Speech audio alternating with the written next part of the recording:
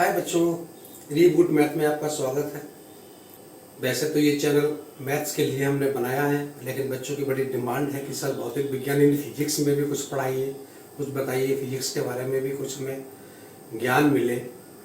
10+2 को लेते हैं, कुछ खास नहीं है, लेकिन जो मुझे अच्छी लगती है, अच्छी तो पूरी फिजिक्स मुझे लगती है, पूरी मैथमेटिक्स मुझे अच्छी लगती है, लेकिन कहीं ना कहीं से तो चुनना ही पड़ता है, स्टार्टिंग कहीं ना कहीं से करनी ही पड़ती है। तो शुरू करते हैं आज भगवान का नाम लेते हुए फिजिक्स, भौतिक विज्ञान, और उसमें एक चैप्टर है 10+2 में शुरू होता है। वैसे 10th की क्लास में भी वो है, जो बच्चे 10th के एग्जाम दे रहे हैं या देंगे, जो पढ़ रहे हैं, तो उनके काम भी आ सकती है। तो चैप्टर कौन सा है?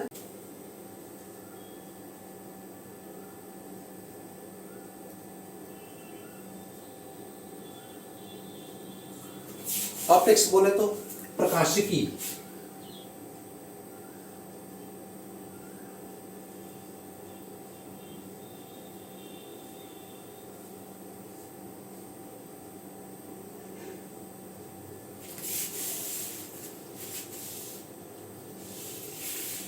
ये क्या बवाल है? ऑप्टिक्स, प्रकाशिकी है बवाल, इसमें कोई शक नहीं। प्रकाश की तमाम प्रकार की जो घटनाएं व्यवहारिक जीवन में देखने को मिलती हैं, उन सबका अध्ययन करने के लिए भौतिक विज्ञान में एक शाखा बना दी गई, अध्ययन की एक शाखा है जिसका नाम प्रकाशिकी रखा गया। अब प्रकाश में ऐसे कौन सी घटनाएं होती, किसी से कहते तो हम क्या कर लो, खाली बेकार की बातें। वास्तव में व्यवहारिक जीवन जो है इतना ज़्यादा हैरत अंगेज है, इतना सुंदर खूबसूरत है कि अब बिना आँखों के हम लोग कुछ देख सकते हैं। एक अंधे से पूछो कि भैया जगत कैसा लगता है, तो उसके लिए जगत बिल्कुल अंधे कुएं का समान है। उसके लिए सुंदरता और खूबसूरती कोई मायने नहीं रखती। नेत्र, बिना नेत्रों के प्रकाशिकी का कोई मतलब नहीं, प्रकाश का कोई सिस्टम ही नहीं है। आसमान उठाकर देखो, आकाश नीला दिखाई दे रहा है। भाई कहाँ से आकाश को नीला रंग प्राप्त हो गया? अगर वर्षा हो रही है, वर्षा रुकी, उसके बाद देख रहे हैं कि पता लगा एक खूबसूरत इंद्रधनुष बना हुआ दिखाई दे रहा है। कहाँ से आ रहा है, कैसे आ रहा है, कैसे इंद्रधनुष बन रहा है? रोज क्यों नहीं बनता? रोज बनना चाहिए। बरसात के बाद ही क्यों बनता है? कड़ी धूप में क्यों नहीं बनता? नहीं बनेगा साहब। एक बुलबुला फुला दिया साबुन का, बच्चे खेलते रहते हैं, साबुन का घोल बना के और पता नहीं कैसे बुलबुले बनाते हैं। बुलबुलों को गौर से देखो तो बुलबुले रंगीन दिखाई देते हैं। अजीब है, बुलबुले रंगीन दिख रहे हैं। तेल की बूंद अगर कहीं पड़ी हुई है, बूंद की फिल्म बन गई सड़कों पे। बरसात के दिनों में गाड़ी निकल गई, मोबिल टपक रहा था, जहाँ जब पानी के मोबिल टपकेगा, वहाँ दूर से देखोगे तो अच्छे खासे रंग दिखाई देंगे। बताओ, कोई तरीका है? मोर नाचने लगा पंख खोल के, मोर के पंखों में रंग नजर आ रहे हैं। वास्तव में सुंदर है, विद्या रानी की कसम। लोग कापी किताबों में छुपा छुपा के रखते हैं मोर पंख, रंग इतने खूबसूरत हैं, कोई देखा ही नहीं है कहाँ से इसके रंग कितने बढ़िया आ गए। ऐसी कोई स्त्री ब्रह्मांड की नहीं है जिसे दर्पण अच्छा ना लगता हो। दर्पण में अपनी इमेज देख रही है और तैयार हो रही है, सुंदर और बन रही है। मेकअप की पूरी इंडस्ट्री बन गई, बिना दर्पण के वो भी बेकार है। बिना लेंस के हम अगर पता लगा दिखाई नहीं दे रहा, तुमने लेंस लगा दिया, आदमी को टनाटन बढ़िया दिखाई देने लगा। ये सब क्या है? इन सब की व्याख्याएं कैसे होंगी? ये सब प्रकाश की घटनाएं हैं, सब प्रकाश की घटनाएं। अगर प्रकाश ना, प्रकाश में तमाम प्रकार की घटनाएं, जिन भले उनका वर्णन कर पाए ना कर पाए, उनकी व्याख्या कर पाए ना कर पाए, अलग चीज है, लेकिन इतनी सुंदर सुंदर घटनाएं हमको देखने को व्यवहारिक जीवन में मिलती हैं कि हम दंग रह जाते हैं कि बताओ, ये कुछ भी ऐसा भी होता है? ऐसा होता है, वास्तव में ऐसा होता है। ये सब प्रकाश के द्वारा होता है। इन सब का अध्ययन जो है, अब टेलीस्कोप के द्वारा दूर से दूर स्थित तारा देख सकते हो। टेलीस्कोप हो गया, छोटे से छोटा अगर कोई जीवाणु हमारे शरीर में, कोई वायरस है, उसको भी माइक्रोस्कोप की सहायता से देख सकते हैं। 2-3 लेंसों को जुगाड़ बना के ऐसा बना दिया, एक मशीन बना ली, ये छोटे से छोटा अगर हम कोई माइक्रो बैक्टीरिया तो उसको भी हम देख सकते हैं। बड़ी चीजें नहीं दिखती, दूर से दूर वाले ग्रह देख सकते हैं। सब प्रकाश का झंझट है, सब प्रकाश की घटनाएं हैं। और इन्हीं सब का अध्ययन, जो इन तमाम प्रकार की जो घटनाएं मैंने बताई हैं, इन सब का जो अध्ययन है वो सब ऑप्टिक्स के अंतर्गत करता है, यानी प्रकाशिकी के अंतर्गत करते हैं। और इसमें पहला सिस्टम जो है वो प्रकाश का ही होता है।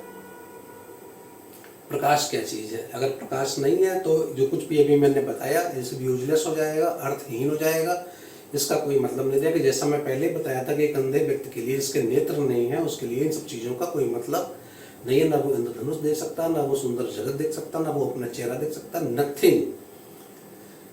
प्रकाश, तो प्रकाश क्या चीज़ है? सारी कहानी, सारी मतलब जो जड़ जो है वो क्या है? वो है प्रकाश।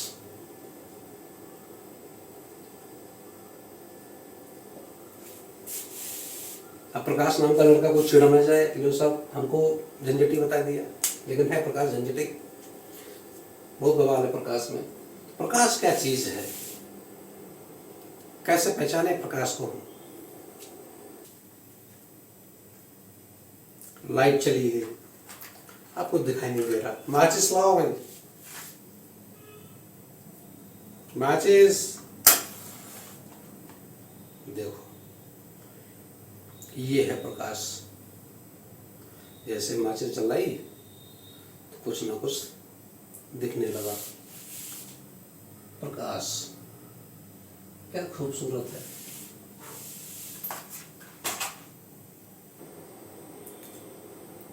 देख लिया प्रकाश क्या है? प्रकाश एक प्रकार की ऊर्जा है जिसकी सहायता से हम वस्तुओं को देख सकते हैं। सिंपल सी डेफिनेशन है प्रकाश की। जो हम लोग प्रकाश पढ़ना चाह रहे हैं कि प्रकाश क्या बवाल है, बवाल नहीं है। प्रकाश एक प्रकार की ऊर्जा है जिसकी सहायता से हम वस्तुओं को देख सकते हैं, पहली परिभाषा है। अब प्रकाश के तमाम प्रकार के गुण हैं। केवल हम इतने से काम नहीं चला सकते कि प्रकाश एक प्रकार की ऊर्जा है जिसकी सहायता से हम वस्तुओं को देख सकते हैं, ये तो परिभाषा हो गई, लेकिन इतने से काम नहीं चलने वाला है। प्रकाश की प्रॉपर्टीज होती है, प्रॉपर्टीज ऑफ लाइट हमको पढ़ना पड़ेगा। प्रकाश के गुण,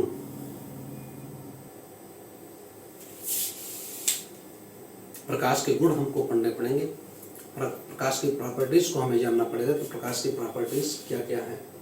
तो प्रकाश की प्रॉपर्टीज को वन बाय वन हम पढ़ेंगे। प्रकाश सीधी रेखा में चलता है, प्रकाश सीधी रेखा में चलता है तथा जिस वस्तु पर पड़ेगा उसकी छाया बनाएगा, शैडो कास्ट करेगा। सिंपल सी बात है, हम लोग देखते ही रहते हैं। अगर अभी बाहर खड़े हो जाए, तेज धूप है, सूर्य चमक रहा है, तो प्रकाश, सूर्य से आने वाला प्रकाश हम पे पड़ेगा तो हमारी छाया जमीन पे बनती हुई नजर आएगी। ये प्रॉपर्टी नंबर 1 है प्रकाश की। नंबर से कोई मतलब नहीं, पहली प्रॉपर्टी, दूसरी प्रॉपर्टी, प्रॉपर्टी नंबर 1, 2 का कोई मतलब नहीं है, सब मालूम होना चाहिए। तो प्रकाश सीधी रेखा में चलेगा, जिस किसी वस्तु पर पड़ेगा तो उसकी छाया बनाएगा, उसकी शैडो कास्ट करेगा। आधुनिक मत के अनुसार प्रकाश एक विद्युत चुंबकीय तरंग है। पहली परिभाषा भी हमने क्या बताई थी कि प्रकाश एक प्रकार की ऊर्जा है। छोटी कक्षाओं में उससे काम चल जाता है, लेकिन जब हम बड़ी क्लास में आएंगे, 10+2 में अगर हम जाएंगे, देखेंगे तो हमें दूसरे तरीके से थोड़ी अप्रोच हमको बदलनी पड़ेगी। तो प्रकाश वास्तव में एक वैद्युत चुंबकीय तरंग है जिसको चलने के लिए माध्यम की आवश्यकता नहीं होती, तथा जिसकी वेलोसिटी जो है या जिसकी चाल जो है, अगर हम केवल परिमाण की बात करें तो प्रकाश की चाल जो होती है वो कितनी होती है? 3 × 10⁸ मीटर प्रति सेकंड। ये वायु या निर्वात को हम मान सकते हैं, वायु में थोड़ी सी कम होती है, माइन्यूटली कम होती है, निर्वात में 3 × 10⁸ मीटर प्रति सेकंड। या हम सिंपली कह देते हैं कि प्रकाश की चाल जो है वायु या निर्वात में 3 × 10⁸ मीटर प्रति सेकंड होती है, और इसको चलने के लिए माध्यम की आवश्यकता नहीं होती। अब ये कैसे अभी बताया कि भैया माध्यम की आवश्यकता नहीं होती? विद्युत चुंबकीय तरंगें जो होती है, जैसा कि मैंने बताया, प्रकाश विद्युत चुंबकीय तरंग है जिसको संचरण करने के लिए, जिसके संचरण के लिए माध्यम की आवश्यकता नहीं होती। अब हम जानते हैं सूर्य और पृथ्वी के बीच में किसी प्रकार का कोई माध्यम नहीं है, फिर भी सूर्य से चल के जो प्रकाश है वो पृथ्वी तक आ जाता है। माध्यम की आवश्यकता नहीं है, क्योंकि माध्यम नहीं चाहिए। विद्युत चुंबकीय तरंगों को संचरित होने के लिए, चलने के लिए माध्यम की आवश्यकता नहीं होती। इसीलिए सूर्य और पृथ्वी के बीच में वायुमंडल है, पृथ्वी के अंदर है, पृथ्वी की लिमिट में है, वो एक अलग चीज़ है। लेकिन सूर्य पृथ्वी के बीच में कोई वायुमंडल नहीं है। लेकिन फिर भी वायुमंडल ना होना मतलब माध्यम नहीं है, माध्यम नहीं है, उसके बावजूद भी सूर्य की प्रकाश की किरणें जो हैं वो पृथ्वी तक आती हैं। क्यों?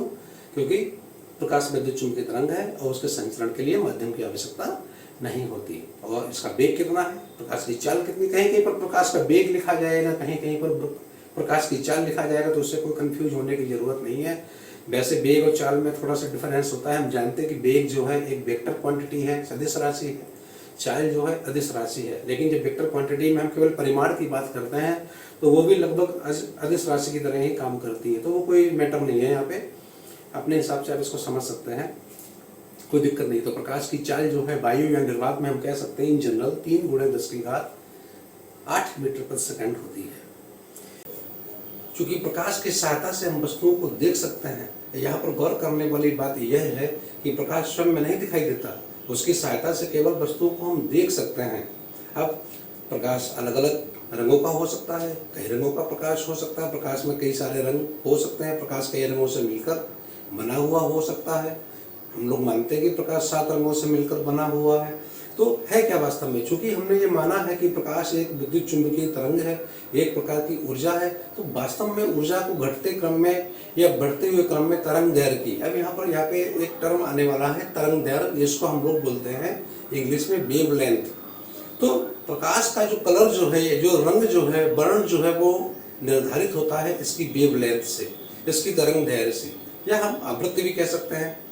आवृत्ति को भी हम तरंग दैर्घ्य को हम आवृत्ति के रूप में प्रदर्शित कर सकते हैं, आपस में इंटरचेंज कर सकते हैं, वो कोई बड़ी चीज नहीं है। तो मुख्य चीज क्या है? मुख्य चीज है तरंग दैर्घ्य। तो प्रकाश की तरंग दैर्घ्य जो है उसके अनुसार प्रकाश का रंग जो है वो निर्धारित होता है। तो अब यहाँ पर मालूम होना चाहिए कि प्रकाश की तरंग दैर्घ्य क्या है। तो जो दृश्य प्रकाश है, जिसको हम लोग मानते हैं कि 7 रंगों से मिलकर बना हुआ है, तो वो प्रकाश की जो तरंग दैर्घ्य की जो रेंज है, जो परिसर है, वो 3800 एंगस्ट्रॉम से लेके 7800 एंगस्ट्रॉम तक होता है। अब हमें मालूम होना चाहिए कि भाई जो तरंग दैर्घ्य जो होती है, प्रकाश की तरंग दैर्घ्य को हम लोग एंगस्ट्रॉम में नापते हैं, तो इसकी लिमिट क्या है? इसकी लिमिट ये है दृश्य प्रकाश के लिए। वैसे तो चूंकि ऊर्जा है तो उसका पैटर्न और आगे पीछे भी विस्तृत होता है। 7800 के परे भी ऊर्जाएं होती हैं और 3800 एंगस्ट्रॉम से पहले भी ऊर्जाएं होती हैं, लेकिन वो दूसरे प्रकार की ऊर्जाएं हैं, उन पर अभी हम ज़्यादा डिटेल में बात नहीं करेंगे। अभी हम खाली दृश्य प्रकाश पर बात कर रहे हैं। तो प्रकाश का एक गुण ये है, दृश्य प्रकाश का ये गुण ये है कि उसकी जो तरंग दैर्घ्य जो होती है वो 3800 एंगस्ट्रॉम से लेके 7800 एंगस्ट्रॉम तक विस्तृत होती है। तो जो सारे कलर्स जो हमको दिखाई देते हैं, प्रकाश के तमाम प्रकार के रंग देखे जा सकते हैं। हमारी आंखें जो रेटिना जो है वो 100 करोड़ से ज़्यादा रंगों की पहचान कर सकती है। हमारे जो मोबाइल फ़ोन, स्मार्टफोन बढ़िया बढ़िया आ रहे हैं, वो 64 मिलियन यानी 640 लाख कलर्स आराम से बना सकते हैं। स्क्रीन में बनते हैं इतने कलर, आप अंदाजा लगा सकते हो। लेकिन वो सारे जो कलर्स हैं, प्रकाश के जो रंग हैं, वो 3800 एंगस्ट्रॉम से लेकर 7800 एंगस्ट्रॉम तक विस्तृत होते हैं। अब इसमें 3800 एंगस्ट्रॉम का जो कलर होता है, जो प्रकाश होगा, वो बैंगनी प्रकाश होगा, और 7800 एंगस्ट्रॉम का जो प्रकाश होगा वो लाल रंग का प्रकाश होगा। यानी पूरा जो स्पेक्ट्रम बनाया गया है, आगे हम लोग पढ़ेंगे स्पेक्ट्रम के बारे में, डिटेल में जानकारी मिलेगी। तो स्पेक्ट्रम जो बनाया गया है दृश्य प्रकाश का, विजिबल लाइट का जो स्पेक्ट्रम है, वो 3800 एंगस्ट्रॉम से लेकर 7800 एंगस्ट्रॉम तक फैला हुआ होता है, प्रसारित होता है। यहाँ पे मैं फिर बताना चाहता हूँ कि यहाँ पे जो हम दृश्य प्रकाश की बात कर रहे हैं, तो हमने इसमें इसकी जो रेंज जो है वो एंगस्ट्रॉम में व्यक्त करी है, एंगस्ट्रॉम में व्यक्त की है, 3800 एंगस्ट्रॉम से लेकर 7800 एंगस्ट्रॉम तक। लेकिन कुछ किताबों में इसी चीज को, इस रेंज को जो हमने वेवलेंथ के पदों में दिखाई है, इसको आवृत्ति के पदों में भी दिखाया जा सकता है। तो वो कोई चिंता की बात नहीं है। हम बहुत इजीली 7800 एंगस्ट्रॉम को आवृत्ति में हर्ट्ज में कन्वर्ट कर सकते हैं। इसी प्रकार 3800 एंगस्ट्रॉम को बहुत आसानी से जो है हम आवृत्ति में, यानी कि उसका मतलब हर्ट्ज होता है, हर्ट्ज में कन्वर्ट कर सकते हैं। तो ये भी एक प्रॉपर्टी है दृश्य प्रकाश की। ठीक है, अगली प्रॉपर्टी है इसकी, प्रकाश में तमाम प्रकार की घटनाएं होती हैं। जैसा मैंने शुरू में इंट्रोडक्शन में बताया था कि प्रकाश में तमाम प्रकार की घटनाएं घटित होती हैं। वो कौन कौन सी घटनाएं हैं? प्रकाश में परावर्तन होता है, प्रकाश में अपवर्तन होता है, प्रकाश में विवर्तन होता है, प्रकाश में प्रकीर्णन होता है, प्रकाश में वर्ण विक्षेपण होता है, प्रकाश में ध्रुवण भी होता है और प्रकाश में व्यतिकरण भी होता है। प्रकाश जो है वो प्रकाश विद्युत प्रभाव भी दिखाता है। इतने प्रकार के गुण जो है प्रकाश में पाए जाते हैं। अगर क्रम से हम बताएं तो इसको ध्यान से सुनो। प्रकाश में परावर्तन होता है, प्रकाश में अपवर्तन होता है, प्रकाश में विवर्तन होता है, प्रकाश में प्रकीर्णन होता है, प्रकाश में वर्ण विक्षेपण होता है, प्रकाश में व्यतिकरण होता है, प्रकाश में ध्रुवण भी होता है। प्रकाश जो है प्रकाश विद्युत प्रभाव प्रदर्शित करता है। इतनी प्रॉपर्टीज जो है, जो मैंने एक लाइन में बताई हैं, जिस सारी प्रॉपर्टीज प्रकाश के अंदर पाई जाती, लाइट में पाई जाती हैं। अब प्रकाश की प्रकृति पे आ जाते हैं। प्रकाश जो है डुअल नेचर प्रदर्शित करता है। प्रकाश की द्वैतीय प्रकृति है, डुअल नेचर है। ये बड़ा विवादास्पद गुण है प्रकाश का। प्रकाश का बहुत ही कॉम्प्लिकेटेड प्रॉपर्टी है ये डुअल नेचर। प्रकाश द्वैतीय प्रकृति का मतलब होता है, जैसे वैज्ञानिकों ने माना है, कभी वैज्ञानिकों ने माना कि प्रकाश एक कण है, लेकिन जब कण के आधार पे व्याख्याएं करने की कोशिश की गई तो व्याख्याएं नहीं हो पाई, तमाम प्रकार की घटनाओं की व्याख्या नहीं हो पाई, कुछ ही घटनाओं की व्याख्या हो पाई। फिजिक्स का काम क्या है? दैनिक जीवन में तमाम प्रकार की घटनाएं जो हमारे जीवन में घटित होती हैं, जो हमको बहुत सरल घटनाएं लगती हैं, उनकी व्याख्या करना कि ये घटना कैसे घटित हुई, और उन व्याख्याओं के आधार पर क्या हम नए तरीके से उन घटनाओं को दोबारा प्रस्तुत कर सकते हैं। ये सब व्याख्या करना ही भौतिक विज्ञानी का काम होता है। लेकिन जो घटनाएं हमको सरल लगती हैं, उनके पीछे बहुत तगड़ी फिजिक्स छुपी हुई होती है, जिनको निकालना, जिनको समझाना बड़ा कठिन कार्य है। इसीलिए भौतिक विज्ञान यानी फिजिक्स लोगों को कठिन लगती है, लेकिन हम कोशिश करेंगे इजीली इसको समझा जाए। तो द्वैतीय प्रकृति का मतलब कभी कभी प्रकाश को एक कण मान लिया गया, कभी कभी प्रकाश को एक तरंग मान लिया गया। ये लफड़ा हो गया। या तो हम ये कहें कि प्रकाश एक कण है, या हम ये कहें कि प्रकाश एक तरंग है। डुअल नेचर है। कुछ लोगों ने माना नहीं साहब प्रकाश कण नहीं है, प्रकाश तरंग है, तरंग की तरह काम करेगी। कुछ लोगों ने कहा नहीं साहब प्रकाश तरंग नहीं है, कण है। अंत में यह हुआ कि नहीं साहब ना प्रकाश कण है ना तरंग है, दोनों है। प्रकाश में कण और तरंग दोनों को ही गुण पाए जाते हैं। डुअल नेचर हो गया, द्वैतीय प्रकृति हो गई। यानी कह दिया कि प्रकाश जो है द्वैतीय प्रकृति, डुअल नेचर प्रदर्शित करता है, द्वैतीय प्रकृति दिखाता है। ठीक है साहब। अब प्रकाश की प्रकृति की व्याख्या करने के लिए, चूंकि मैं पहले कह चुका हूं कि प्रकाश की ये प्रॉपर्टी जो ये है कि ये डुअल नेचर प्रदर्शित करता है, सबसे ज्यादा विवादास्पद है। इस पे सारा झंझट इसी पे हुआ है। कई सारे वैज्ञानिकों ने अपने अपने हिसाब से इनकी व्याख्याएं करी है घटनाओं की, कि फलानी घटना इस तरीके से, प्रकाश का परावर्तन जब है ऐसे हुआ, प्रकाश का अपवर्तन ऐसे हुआ। लेकिन कहीं पर कोई वैज्ञानिक फंस गया तो दूसरा वैज्ञानिक सामने आ गया, उसने अपनी अवधारणा प्रस्तुत कर दी, बड़े पंगे रहे। तो प्रकाश की प्रकृति की व्याख्या को करने के लिए सबसे पहले न्यूटन ने पूरी कोशिश की। द फादर ऑफ साइंस हम कह सकते हैं, कहते ही हैं लोग, Newton is the father of science. Newton जो सबसे सर्वव्यापी एक तरीके से वैज्ञानिक हम कह सकते हैं, सबसे अच्छे वैज्ञानिकों में सबसे ज्यादा काम इन्होंने किया, सर आइजैक न्यूटन ने। तो न्यूटन ने सबसे पहले इसमें अपना हाथ डाला, वहां जला भी ली है, हाथ डाला तो जरूर ही। न्यूटन ने कणिका सिद्धांत दिया सबसे पहले कि प्रकाश एक कण है। ये सिद्धांत को प्रतिपादित करने के लिए न्यूटन आगे आए। तो न्यूटन ने सबसे पहले अपना जो मत दिया प्रकाश के संबंध में, न्यूटन का वो कणिका सिद्धांत के नाम से corpuscle theory of light Newton ने दी। प्रकाश का कणिका सिद्धांत न्यूटन ने दिया और कोशिश करी घटनाओं को व्याख्या करने की। बेचारे पूरी लगन से उन्होंने प्रकाश के परावर्तन की व्याख्या कर दी, जैसे कर सकते थे, अपवर्तन की भी व्याख्या कर दी, लेकिन गड़बड़ हो गया।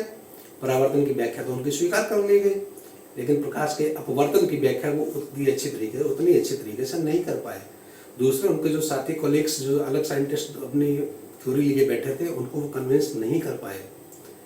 और प्रकाश का कणिका सिद्धांत जो न्यूटन ने दिया था, सबसे पहला सिद्धांत जो आया वो प्रकाश का कणिका सिद्धांत ही आया, वो फेल हो गया, नहीं चला। केवल दो घटनाओं की व्याख्या बहुत मुश्किल से कर पाया। परावर्तन की व्याख्या मान ली गई, लेकिन अपवर्तन में वो फेल हो गए, नहीं बता पाए, संतुष्ट नहीं कर पाए, उनके चेले ने उनको फेल कर दिया। उसके बाद हाइगेंस का सिद्धांत है। जब देखा गया कि भाई प्रकाश के न्यूटन का जो कणिका सिद्धांत है वो अपवर्तन की व्याख्या नहीं कर पा रहा है, तो हाइगेंस ने अपनी थ्योरी प्रस्तुत करी कि साहब हम समझाएंगे। तो उन्होंने द्वितीयक तरंगिकाओं का सिद्धांत बनाया।